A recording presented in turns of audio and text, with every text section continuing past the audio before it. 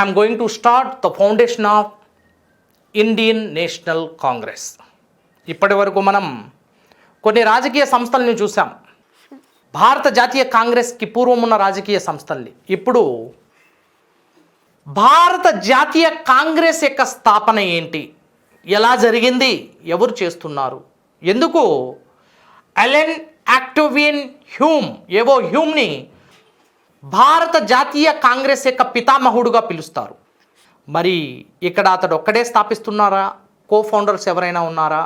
ఈ భారత జాతీయ కాంగ్రెస్ ఏర్పాటుకు పూర్తి స్థాయి మద్దతును ఇస్తూ తన వంతు సహాయాన్ని అందిస్తున్న వ్యక్తి దాదాబాయ్ నౌరోజీ మరియు మరొక వ్యక్తి దిన్షా ఈ వాచా, దిన్షా యూదుల్జీ వాచా. both are the Parsi communities. Let us discuss the foundation of Indian National Congress. And this is an unforgettable event in the history of the Indian national movement. The formation of Indian National Congress itself, the great milestone in the history of Indian nationalism. భారత జాతీయోద్యమ చరిత్రలో ఇది ఒక మైలురాయి, ఇది ఒక సువర్ణ ఘట్టం, ఇది ఒక మరుపురాని సంఘటన. ఎందుకో చూద్దాం. అసలు ఏం జరిగింది, భారత జాతీయ కాంగ్రెస్తో భారత జాతికి జరిగిన లాభాలు ఏంటి, వీటి గురించి మనం చర్చించుకుందాం. అసలు భారత జాతీయోద్యమం అంటేనే భారత జాతీయ కాంగ్రెస్తో ముడిపడి ఉంది. భారత జాతీయోద్యమం భారత జాతీయ కాంగ్రెస్ వేదికపై 3 దశల్లో మనం చూడొచ్చు: మితవాదం, అతివాదం మరియు గాంధీ యుగం. And now let us discuss the foundation of Indian National Congress with the prime objectives in a broader sense representing the entire Indian subcontinent. భారత ఉపఖండానికి ప్రాతినిధ్యం వహిస్తున్న ఒక అద్భుతమైన రాజకీయ సంస్థ గొప్ప రీతిలో స్థాపించబడింది, గొప్ప లక్ష్యాలతో స్థాపించబడింది. ఆ లక్ష్యాలేంటి, ఆ భారత జాతీయ కాంగ్రెస్ని ఎవరు స్థాపిస్తున్నారు, ఎందుకు స్థాపిస్తున్నారు, అందులో జరిగిన కీలక మలుపులేంటి, మార్పులేంటి, మనం ఒకదాని తర్వాత మరొకటి చర్చించుకుందాం. Let us discuss the foundation of Indian National Congress. Indian National Congress was originally founded by a retired ICS officer, Allen Octavian Hume, ఏవో హ్యూమ్. ఈ ఏవో హ్యూమ్ పదవీ విరమణ పొందిన తర్వాత సిమ్లా ప్రాంతంలో స్థిరపడ్డాడు. సిమ్లా వేసవి విడిది కేంద్రంగా బ్రిటిష్ వారికి ఉపయోగపడింది. ఈ సిమ్లా ప్రాంతంలో స్థిరపడిన ఇతడు భారతీయులకి చాలా రోజు పాలనాపరంగా ఏదో సేవలు చేశాం, కానీ దాంతో సంతృప్తి పూర్తిగా చెందలేదు. అయితే భారత జాతిని మనం ఏదోలా వారికి మేలు చేయాలి, భారత జాతికి ఒక ప్రాతినిధ్యం వహించాలి అన్న సంకల్పంతో ఏవో హ్యూమ్ 1885 డిసెంబర్ 28న భారత జాతీయ కాంగ్రెస్ని స్థాపించి వార్షిక సమావేశాన్ని నిర్వహించడం జరిగింది. మరి ఏవో హ్యూమ్ భారత జాతీయ కాంగ్రెస్ స్థాపించడానికి కారణాలు ఏంటి?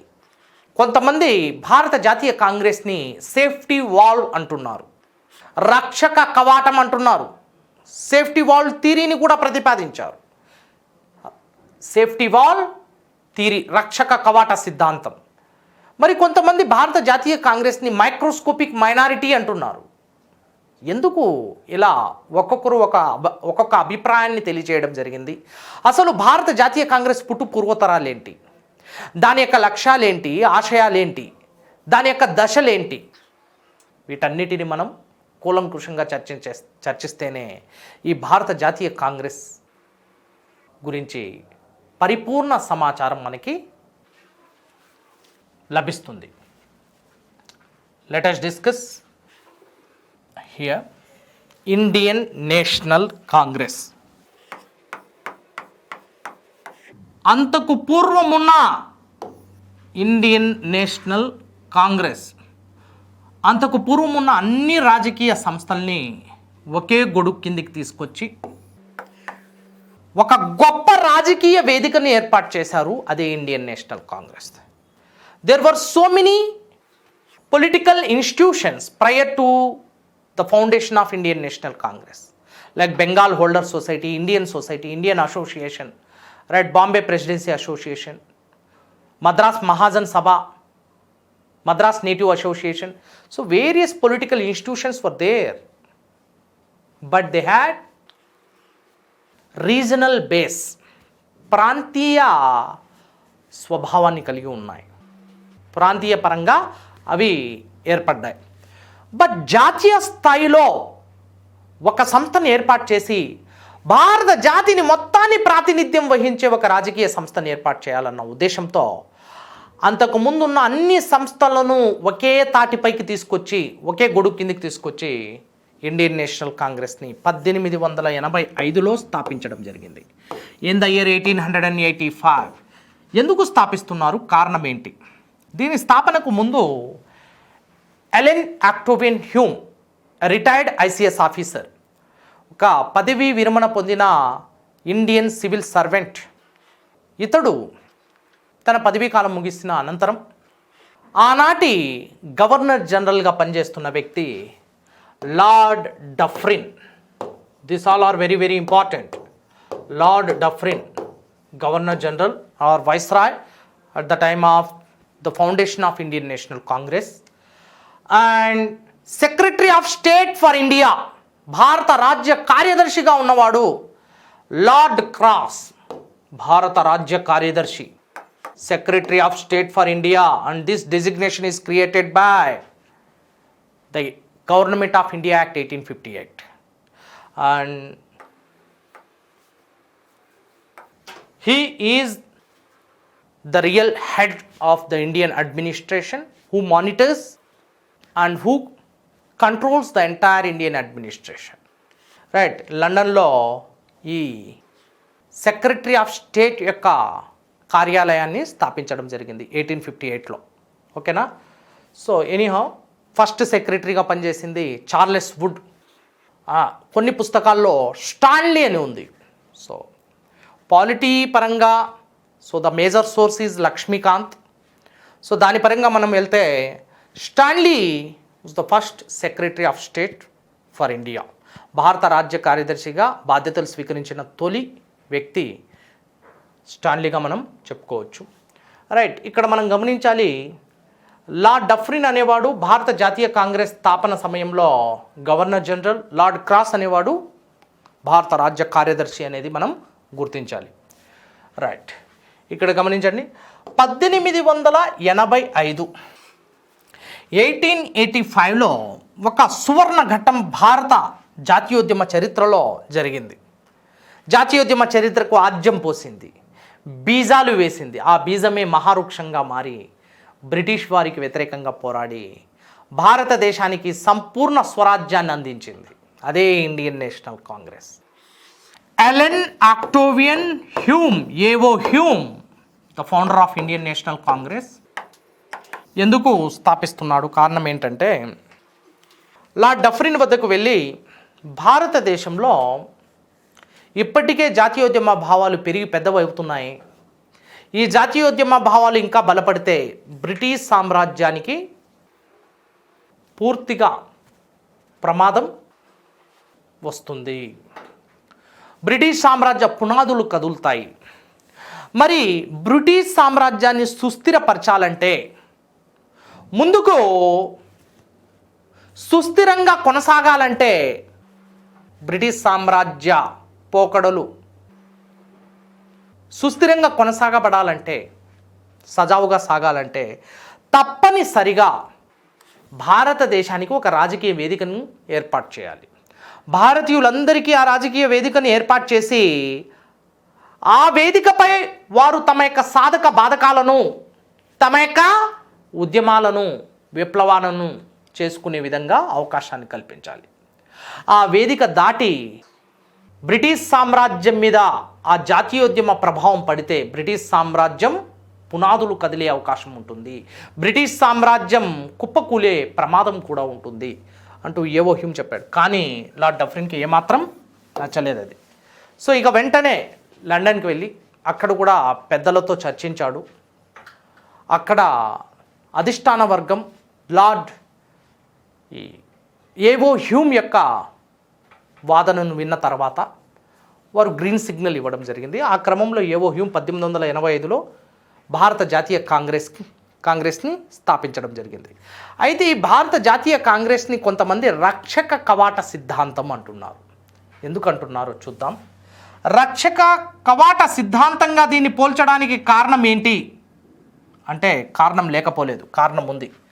భారత జాతీయ కాంగ్రెస్ని సేఫ్టీ వాల్ అంటున్నారు. దేనికి ఇది సేఫ్టీ వాల్? భారత జాతీయ కాంగ్రెస్ దేనికి సేఫ్టీ వాల్? బ్రిటిష్ సామ్రాజ్యానికి రక్షక కవాటం, సేఫ్టీ వాల్. బ్రిటిష్ సామ్రాజ్యం, ఈ బ్రిటిష్ సామ్రాజ్యానికి ఇది ఒక రక్షక కవాటం. బ్రిటిష్ సామ్రాజ్యం చుట్టూ రక్షణ తొడుగులా, రక్షక కవాటంలా ఇండియన్ నేషనల్ కాంగ్రెస్ రక్షిస్తుంది. ఎలా రక్షిస్తుందో ఒకసారి మనం గమనిద్దాం. Indian National Congress protect the British empire in India from the external attacks. బాహ్య దాడుల నుండి బ్రిటిష్ సామ్రాజ్యాన్ని రక్షించే ఒక వేదిక. ఎలా? ఇది వరకు భారతదేశంలో ఆయా వర్గాల్లో ప్రారంభమైన తీవ్ర అశాంతి, నిరాశ, నిస్పృహలు బ్రిటిష్ సామ్రాజ్యం మీద వెదజల్లే ప్రయత్నం చేశారు. బ్రిటిష్ సామ్రాజ్యానికి వ్యతిరేకంగా బ్రిటిష్ వారిపై పోరాటం చేసే ప్రయత్నం చేశారు. కానీ అదే పంతా కొనసాగితే బ్రిటిష్ సామ్రాజ్యానికి మొదటికే మోసం వస్తుంది, పూర్తిగా కనుమరుగైపోతుంది అని భావించిన బ్రిటిష్ అధిష్టాన వర్గం చివరికి దాన్ని సేఫ్టీ వాల్ థియరీగా భారత జాతీయ కాంగ్రెస్ని నిర్మించడం జరిగింది. అంటే బ్రిటిష్ సామ్రాజ్యం చుట్టూ ఒక రక్షక కవాటం. ఇక నుంచి భారతీయులు చేసే ఉద్యమాలు కానివ్వండి, భారతీయులు చేసే విప్లవాలు కానివ్వండి, భారతీయులు చేసే ఏ రకమైన తమ యొక్క సాధక బాధకాలు కానివ్వండి, ఇవన్నీ కేవలం ఇండియన్ నేషనల్ కాంగ్రెస్ వేదికపై మాత్రమే చర్చించాలి. అది దాటి బ్రిటిష్ సామ్రాజ్యానికి తాకే అవకాశం లేకుండా చేశారు. రైట్, ఇది ఇండియన్ నేషనల్ కాంగ్రెస్ వేదికగా కొనసాగుతూ బ్రిటిష్ సామ్రాజ్యాన్ని రక్షించాలి. సో బ్రిటిష్ సామ్రాజ్యాన్ని దాటాలంటే ఇండియన్ నేషనల్ కాంగ్రెస్ని దాటాలి. ఇండియన్ నేషనల్ కాంగ్రెస్ కొన్ని నిర్దిష్ట నియమ నిబంధనలతో సృష్టించబడింది. మరి ఆ ఇండియన్ నేషనల్ కాంగ్రెస్లో ఆ పోరాటం జరగాలి తప్ప ఇక అది దాటి బ్రిటిష్ సామ్రాజ్యం మీదకి వెళ్ళే అవకాశం లేకుండా బ్రిటిష్ సామ్రాజ్యం చుట్టూ ఒక రక్షక కవాటంలా భారత జాతీయ కాంగ్రెస్ని సృష్టించారు అంటున్నారు. రైట్, లాలా లజపత్ రాయ్ లాంటి అతివాద వర్గం కూడా దీన్ని అంగీకరించడం జరిగింది, దీనితో ఏకీభవించడం జరిగింది. రైట్, ఇండియన్ నేషనల్ కాంగ్రెస్ యొక్క తొలి నామం ఇండియన్ నేషనల్ యూనియన్. దీన్ని ఇండియన్ నేషనల్ కాంగ్రెస్గా పేరు మార్చిన వ్యక్తి దాదాభాయ్ నౌరోజీ,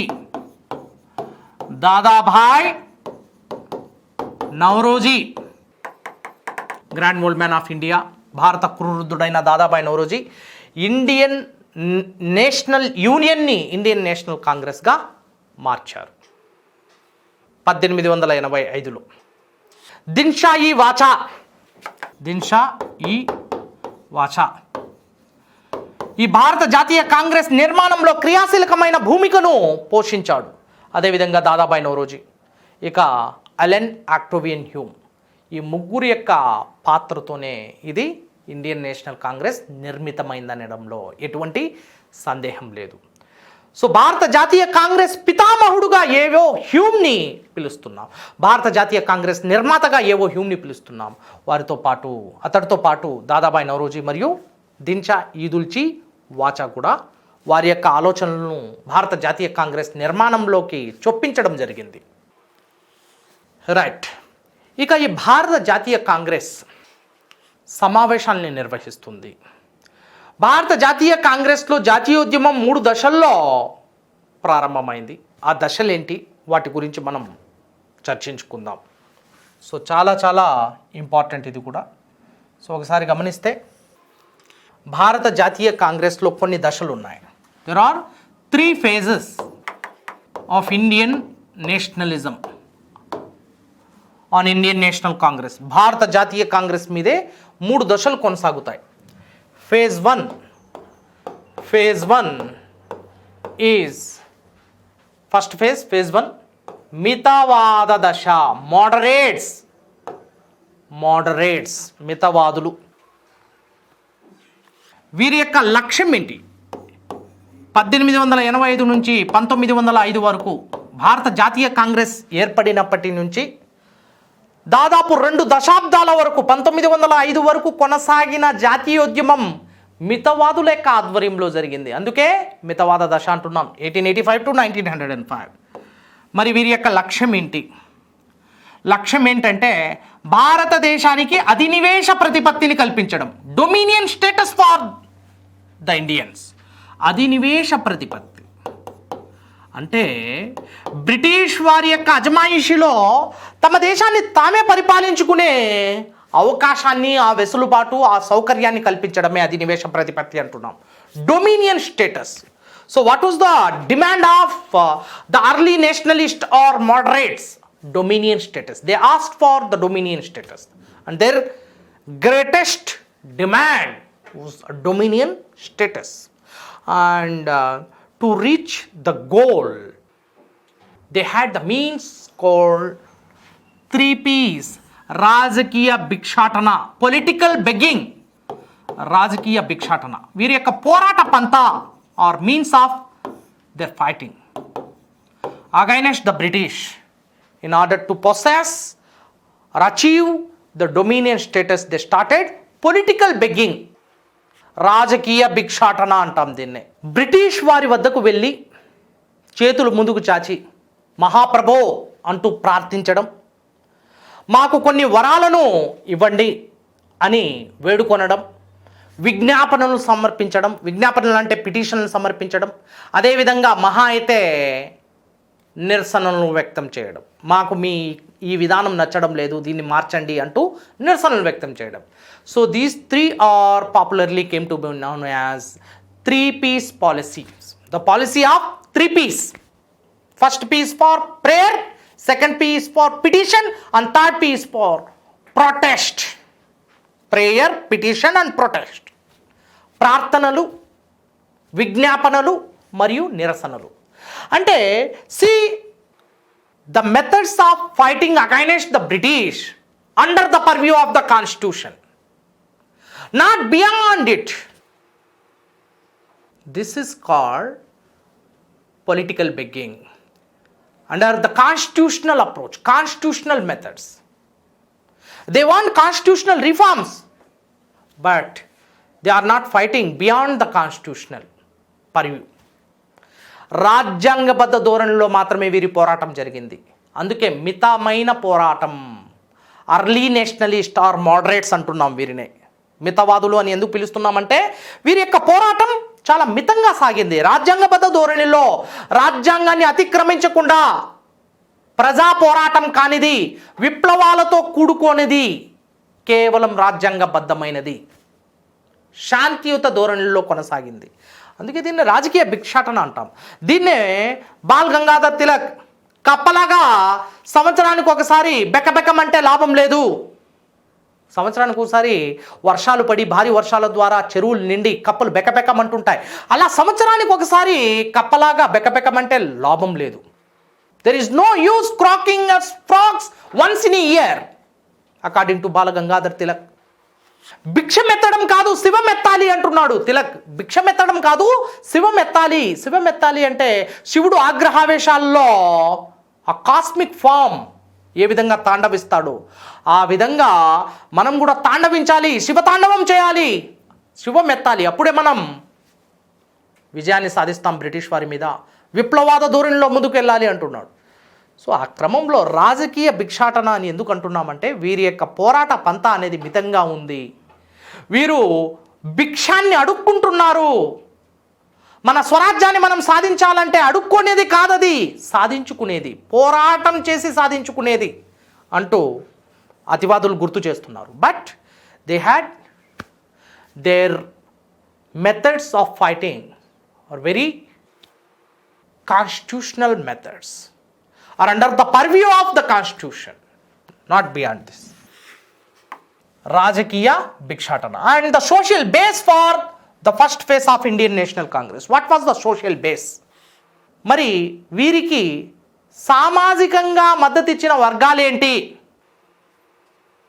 మరి వీరు ప్రాతినిధ్యం వహించిన వర్గం ఏంటి?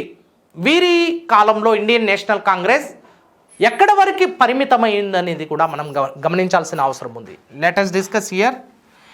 Indian National Congress confine to the higher classes of the Indian society, ఉన్నత వర్గాలకు, ఉన్నత right, and the urban classes of the Indian society, పట్టణ వర్గాలకు మాత్రమే, పట్టణ ప్రాంతాలకు మాత్రమే, urban areas, and the educated section of Indian society, educated section of Indian society. చూడండి, తొలి దశలో మితవాదుల కాలంలో భారత జాతీయ కాంగ్రెస్ కేవలం విద్యావంతులకు పరిమితమైంది. నిరక్షరాస్యులు భారత జాతీయ కాంగ్రెస్ ఉద్యమాల్లో పాల్గొనడానికి అవకాశం లేదు. ఎందుకంటే నిరక్షరాస్యులకు చదువు సంధ్య లేదు, అక్షర జ్ఞానం లేదు, వారికి ఒక ఉద్యమాన్ని లేవనెత్తే అవకాశం కూడా అంతంత మాత్రంగానే ఉంటుంది. Right. So illiterates are not eligible to fight against the British and to come under the Indian National Congress movements. And next, higher section of the Indian society, high classes, ఉన్నత వర్గాలు మరియు పట్టణ ప్రాంతాలకు చెందినవారు. So this is the social base during the first phase of the Indian National Congress. And second phase, coming to the second phase of the Indian National Congress, అతివాద, extremism, అతివాదం, extremist or militant nationalism, militant approach, విప్లవవాదం, ఆగ్రహావేశం, నిరాశ నిస్పృహులు, ఆకాశాన్ని అంటే ఆ వాదాన్నే అతివాదం అంటాం. వీరి యొక్క పోరాటం రాజ్యాంగ పరిధిని దాటి విప్లవాత్మక ధోరణిలో కొనసాగింది కాబట్టి వీరిని అతివాదులు అంటున్నాం. They were extremist because their policies are at extreme level. We cannot predict that what actually happened in the future. రైట్. ఆ విధంగా మనం అంచనా వేయలేని స్థాయిలో వీరి యొక్క పోరాటం ఉంది. So the fighting methods are unprecedented. They are unprecedented. అంతకు పూర్వం ఎప్పుడూ అలా జరగలేదు, అంతటి విప్లవాద ధోరణిలో జరుగుతున్నాయి. అందుకే వీరిని అతివాదులు అంటున్నాం.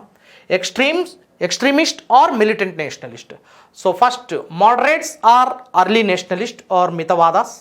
మితవాదులు అంటే moderates, early nationalist అంటాం. సో అతివాదులు అంటే extremist or militant nationalist. 1905 నుంచి 1920 వరకు కొనసాగింది. From 1905 to 1920. This is the second phase of the Indian nationalism under Indian National Congress. Right, let us discuss the goal of the second phase of Indian National Congress. అతివాదుల యొక్క లక్ష్యం ఏంటి?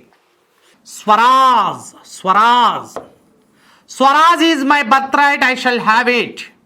స్వరాజ్యం నా జన్మ హక్కు, దాన్ని సాధించి తీరుతాను. బాలగంగాధర్ తిలక్ అంటున్నాడు. మరి బాలగంగాధర్ తిలక్ ఒక అతివాది. అతివాదుల్లో అతి గొప్ప మహోన్నత లక్ష్యాలు కలిగిన వాడు, అతి గొప్ప అతివాది. మరి ఇతడు ఈ వర్గం, అతివాద వర్గం స్వరాజ్ అనే లక్ష్యాన్ని పెట్టుకుంది. మరి ఆ లక్ష్యాన్ని ఛేదించేందుకు వారు అనుసరించిన మార్గం లేదా పోరాట పంత ఏదంటే నిష్క్రియాత్మక ప్రతిఘటన, ప్యాసివ్ రెసిస్టెన్స్. నిష్క్రియాత్మక ప్రతిఘటన అండ్ అలుపెరుగని పోరాటం.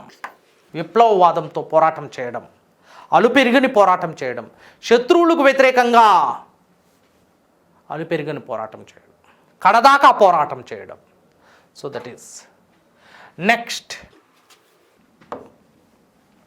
వీరి యొక్క సోషల్ బేస్ ఏంటి? సామాజిక వర్గాలు వీరి యొక్క కాలంలో పాల్గొన్న ఈ క్రియాశీలక భారత రాజకీయాల్లో మరియు ఇండియన్ నేషనల్ కాంగ్రెస్లో పాల్గొన్న వారెవరు అంటే పట్టణ ప్రాంతాల్లో ఉన్న ఉన్నత వర్గాలతో పాటు మధ్యతరగతి వారు కూడా భారత జాతీయ కాంగ్రెస్లో పాల్గొనడం మరియు ఉద్యమాన్ని ముందుకు తీసుకువెళ్ళడం, ఉన్నత మధ్య అనే తేడా లేకుండా అందరూ పాల్గొనడం జరిగింది. అక్షరాస్యులతో విద్యావంతులతో పాటు నిరక్షరాస్యులు కూడా ఇందులో పాల్గొనడం ఇది జరిగింది. ఎవరి కాలంలో? అతివాదుల కాలంలో. Next the phase 3 that is the Gandhian age. Gandhi యుగం అంటున్నాం. గాంధీ యుగం. ఈ గాంధీ యుగంలో 1920 నుంచి 1947 మధ్య గొప్ప పోరాటాలు, 3 గొప్ప విప్లవాలు జరిగాయి, గొప్ప ఉద్యమాలు. సహాయ నిరాకరణ, శాసనోల్లంఘన మరియు quit India, non cooperation, civil disobedience and quit India movements. Right. Gandhi యొక్క మహత్తర ఆశయం ఏంటంటే సంపూర్ణ స్వరాజ్యం, complete independence. The goal of Mahatma Gandhi, complete independence. See, dominion status, the goal of moderates. Swaraj was the goal of extremists, but complete independence. Swaraj means independence, but Sampurna Swarajyam means complete independence. So for this, Mahatma Gandhi went through Satyagraha and Ahimsa. Satyagraha. అద్భుతమైన policy అమ్మా సత్యాగ్రహ అంటే. నేను ముందు చర్చించబోతున్నాను. మహాత్మా గాంధీ సత్యాగ్రహాన్ని ఎలా ప్రయోగించాడు, అహింసా సిద్ధాంతం ఏంటి, వీటన్నిటి గురించి నేను ముందు గాంధీ యుగంలో చర్చిస్తాను. Satyagraha and ahimsa, these 2 are the most important instruments of Mahatma Gandhi through which he scored upper hand over British and India wins freedom. Next చివరికి గాంధీ యుగంలో చివరి సోషల్ బేస్ ఏంటి, ఎవరు పాల్గొన్నారు ఉద్యమాల్లో అంటే పట్టణ గ్రామీణ అనే తేడా లేకుండా, ఉన్నత మధ్య దిగువ అనే తేడా లేకుండా అన్ని తరగతుల వారు, అన్ని ప్రాంతాల వారు పాల్గొనడం జరిగింది. మొట్టమొదటిసారిగా మహాత్మా గాంధీ ఏమంటున్నాడో తెలుసా? భారత్ గావోం కా దేశ్ హై, India is a country of villages. భారతదేశానికి పట్టుకొమ్మలు గ్రామాలు. భారతదేశానికి పట్టుకొమ్మలు ఏవి? గ్రామాలు. మరి భారతదేశంలో 97% జనాభా గ్రామాల్లో నివసిస్తుంటే పట్టుమని 3% కూడా లేని ఈ పట్టణ జనాభాతో మనం జాతీయోద్యమాన్ని ఎలా సాధిస్తాం? జాతి ఉద్యమాన్ని ఎలా నడిపిస్తాం? జాతి విముక్తిని ఎలా మనం సాధిస్తాం? స్వాతంత్రాన్ని ఎలా సాధిస్తాం అంటూ ప్రశ్నించాడు. So he was the first legendary who caught the pulse of the commoners. ప్రజల యొక్క నాడిని పట్టుకున్న మొట్టమొదటి వాడు మహాత్మా గాంధీ, మహాత్ముడు. ఎలా చూద్దాం. మహాత్మా గాంధీ ప్రజల నాడిని పట్టుకోవడమే కాకుండా మహాత్మా గాంధీ యొక్క జీవన విధానం నిరాడంబరంగా మరి ఒక పల్లెటూరి ముసలాడిలా మార్చుకోవడం జరిగింది. కట్టె చేత పట్టుకొని, ఖాదీ వస్త్రాన్ని కప్పుకొని చాలా నిరాడంబరంగా పల్లె వాళ్ళలో తను కూడా ఒకడుగా మెలిగాడు. తన యొక్క ఆచరణ, తన యొక్క తత్వ బోధన 2 మిళితం చేశాడు. రైట్. తను నమ్ముకున్న సిద్ధాంతాల కోసం తన ప్రాణాలనైనా ఇవ్వడానికి సైతం వెనకాడలేదు మహాత్మా గాంధీ. సత్యాగ్రహం, అహింస వీటికి ఏవైనా జరిగితే గాంధీ చేసే ఎంత పెద్ద ఉద్యమమైనా కూడా ఆపేస్తాడు. అలాంటి సహాయ నిరాకరణ ఉద్యమం కూడా 1922 ఫిబ్రవరి 5న జరిగిన చౌరీ చౌరా ప్రాంతం ఉత్తరప్రదేశ్లో 22 మంది బ్రిటిష్ పోలీసుల్ని సజీవ దహనం చేయడం వల్ల జరిగిన హింస వల్ల మహాత్మా గాంధీ సహాయ నిరాకరణ ఉద్యమాన్ని ఆపేశాడు. అంటే అహింసా విధానాన్ని పాటించే ఇతడు హింస ఎక్కడైనా జరిగితే సహించేది లేదు అనే అద్భుతమైన సిద్ధాంతం ఇతడిది. రైట్. భారత్ గావోం కా దేశ్ హై అంటూ మొట్టమొదటిసారిగా గట్టిగా చెప్పాడు.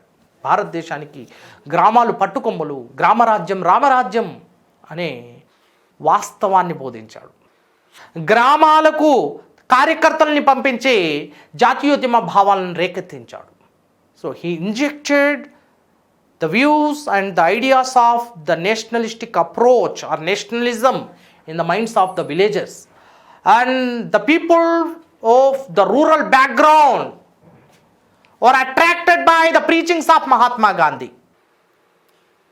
గ్రామీణ ప్రజలు మహాత్మా గాంధీ యొక్క ఉద్యమాలకు బ్రహ్మరథం పట్టారు, తండోపతండాలుగా తరలి వెళ్ళారు. గ్రామీణ జీవనం మొత్తం మహాత్మా గాంధీ వైపుకి ఆకర్షించబడింది.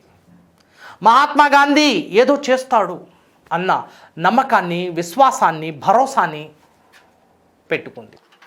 చివరికి అదే జరిగింది. రైట్. సో ఈ విధంగా మన జాతీయోద్యమం అనేది 3 దశల్లో మనం చర్చించుకోవాల్సి ఉంటుంది. మొట్టమొదటిది మితవాదం, రెండవది అతివాదం, మూడవది గాంధీ యుగం. మితవాదులు, అతివాదులు గాంధీ యొక్క వాస్తవికతను, గాంధీ గ్రహించిన వాస్తవికతను మితవాదులు, అతివాదులు గ్రహించలేదు.